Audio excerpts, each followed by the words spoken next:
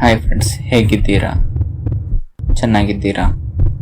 Heart attack, ಹೃದಯಾಘಾತ.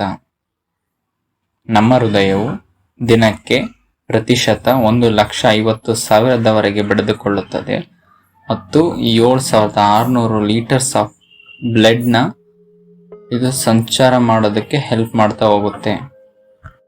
ಒಂದು ಕ್ಷಣ ಕೂಡ ನಿಲ್ಲದ ಹಾಗೆ ತನ್ನ ಕೆಲಸವನ್ನು ತಾನು ಮಾಡುತ್ತದೆ. ಇದು ಒಂದು ಅದ್ಭುತ ಕೆಲಸ ಮತ್ತು ಇದು ಟಿಶ್ಯೂಸ್ ಅಂಡ್ ಸೆಲ್ಸ್ಗೆ, ಹಾರ್ಟ್ ಮಸಲ್ಸ್ಗೆ ಬ್ಲಡ್ನ ಫ್ಲೋ ಮಾಡ್ತಾ ಹೋಗುತ್ತೆ. ಮತ್ತೆ ಹಾರ್ಟಿನ ಮಾಂಸಖಂಡಗಳನ್ನು ಕರೋನರಿ ಆರ್ಟರೀಸ್ ಅಂತ ಕರೀತಾರೆ. ಹೃದಯದ ರಕ್ತನಾಳಗಳಿಗೆ ಆರ್ಟರೀಸ್ಗೆ ಬ್ಲಡ್ ಫ್ಲೋ ಆಗೋದು ನಿಂತರೆ ಆಗ ಏನಾಗುತ್ತೆ ಅಂತ ನೋಡಿದ್ರೆ, ರಕ್ತನಾಳಗಳಲ್ಲಿ ಕೊಬ್ಬು, ಕೊಲೆಸ್ಟ್ರಾಲ್ ಮತ್ತು ಬ್ಲ್ಯಾಕ್ ಆಗಿ ರಕ್ತನಾಳಗಳಲ್ಲಿ ಕೊಬ್ಬುಗಟ್ಟೋದು ಮತ್ತು ಕ್ಲಾಟಿಂಗ್ ಫ್ಯಾಕ್ಟರ್ಸ್ ಇಂದ ನಮ್ಮ ಹೃದಯ ನಿಷ್ಕ್ರಿಯಗೊಳ್ಳುತ್ತದೆ. ಮತ್ತು ಹೃದಯ ನಿಷ್ಕ್ರಿಯಗೊಳ್ಳಲು ಕಾರಣವೇನೆಂದರೆ ನಮ್ಮ ಜೀವನ ಶೈಲಿ ಮತ್ತು ಮದ್ಯಪಾನ, ಧೂಮಪಾನ ಸೇವನೆಯಿಂದ ಮತ್ತು ಸಕ್ಕರೆ ಕಾಯಿಲೆ ಮತ್ತು ರಕ್ತದೊತ್ತಡ ಇರುವ ವ್ಯಕ್ತಿಗಳು ಅತಿಯಾಗಿ ತುತ್ತಾಗುತ್ತಾರೆ.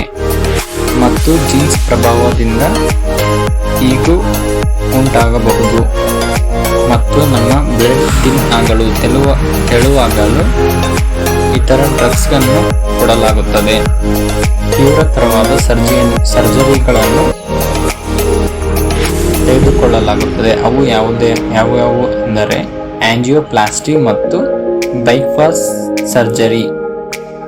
ಆಂಜಿಯೋಪ್ಲಾಸ್ಟಿ ಸರ್ಜರಿಯಲ್ಲಿ ಒಂದು ಟ್ಯೂಬ್ ಅನ್ನು ಹೃದಯದ ರಕ್ತನಾಳಗಳಿಗೆ ಕಲಿಸಿ ಅದನ್ನು ಬಲೂನ್ ರೀತಿಯಲ್ಲಿ ಉಬ್ಬಿಸಿ ಮತ್ತು ರಕ್ತನಾಳಗಳಲ್ಲಿ ಶೇಖರಣೆಯಾದ ಆ ಕೊಬ್ಬನ್ನು ತೆಗೆಯಲಾಗುತ್ತದೆ.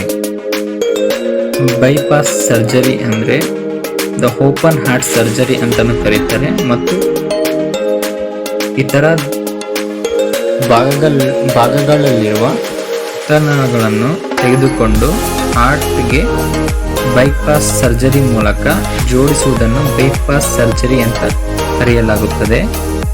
ಈ ಸರ್ಜರಿಗಳನ್ನು ನಮ್ಮ ದೇಹದಲ್ಲಿ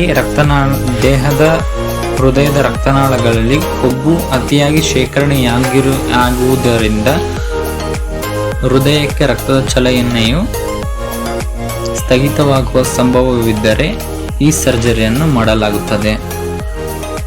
ಇದಲ್ಲದೆ ಇನ್ನೊಂದು ತರಹದ ಹೃದಯದ ಕಾಯಿಲೆಯನ್ನು ನೋಡುವುದಾದರೆ ಕಾರ್ಡಿಯಾಕ್ ಅರೆಸ್ಟ್. ಇದು ಏಕೆ ಮತ್ತು ಹೇಗೆ ಸಂಭವಿಸುತ್ತದೆಂದರೆ, ಎಲೆಕ್ಟ್ರಿಕಲ್ ಇಂಪಲ್ಸಸ್ ಅಂದರೆ ವಿದ್ಯುತ್ ಪ್ರಚೋದನೆ ಮಾಡುವ ಬಂಧಗಳು ಕಡಿಮೆ ಪ್ರಮಾಣದಲ್ಲಿ ಎಲೆಕ್ಟ್ರಿಕಲ್ ಇಂಪಲ್ಸಸ್ ಅನ್ನು ಹೃದಯಕ್ಕೆ ಕಳಿಸುವುದರಿಂದ ಅರೆಪ್ನಿಯಾ ಎಂಬ ಕಾಯಿಲೆ ಹೃದಯಕ್ಕೆ ಬರುತ್ತದೆ. ಇದನ್ನು ಫೇಸ್ ಮೇಕರ್ಸ್ ಹೃದಯದ ಭಾಗಕ್ಕೆ ಅಳವಡಿಸಿ ಇದನ್ನು ಸರ್ಜರಿಯ ಮುಖಾಂತರ ಸರಿಪಡಿಸಬಹುದಾಗಿದೆ. ಹೃದಯದಲ್ಲಿ SA ನೋಡು, AV ನೋಡು ಅಂತಕ್ಕಂಥ ಫೇಸ್ ಮೇಕರ್ಸ್ ಇರ್ತವೆ. SA ನೋಡು ಅಂದರೆ ಸೈನೋ ಏಟ್ರಿಯಲ್ ನೋಡ್ ಅಂತ, ಆಟ್ರಿಯೋವೆಂಟ್ರಿಕ್ಯುಲರ್ ನೋಡ್. ಇವು ಹೃದಯದ ಫೇಸ್ ಮೇಕರ್ಸ್ ಆಗಿವೆ. ಇದರ ಮುಖೇನ ಹೃದಯದ ಬಡಿತ ಪ್ರಾರಂಭವಾಗುತ್ತದೆ ಮತ್ತು ಹೃದಯದ ಬಡಿತಕ್ಕೆ ಕಾರಣವಾಗಿದೆ. ಇಂತಹ ಅದ್ಭುತವಾದ ಹೃದಯವನ್ನು ಕಾಪಾಡುವ ಜವಾಬ್ದಾರಿ ನಮ್ಮದಾಗಿದೆ. ಇಂತಹ ಅಮೂಲ್ಯವಾದ ಹೃದಯವು ಜೀವವಾಗಿದೆ. ಆದುದರಿಂದ ಅತ್ಯುತ್ತಮ ಆಹಾರ ಮತ್ತು ಅಧಿಕ ಕೊಬ್ಬನ್ನು ಒಳಗೊಂಡ ಆಹಾರವನ್ನು ಕಡಿಮೆ ಮಾಡುವುದು ಉತ್ತಮ. ಮತ್ತು ದೈನಂದಿನ ಜೀವನದಲ್ಲಿ ಸ್ವಲ್ಪವಾದರೂ ವ್ಯಾಯಾಮ ಮಾಡುವುದು ಉತ್ತಮ. Thank you for watching friends.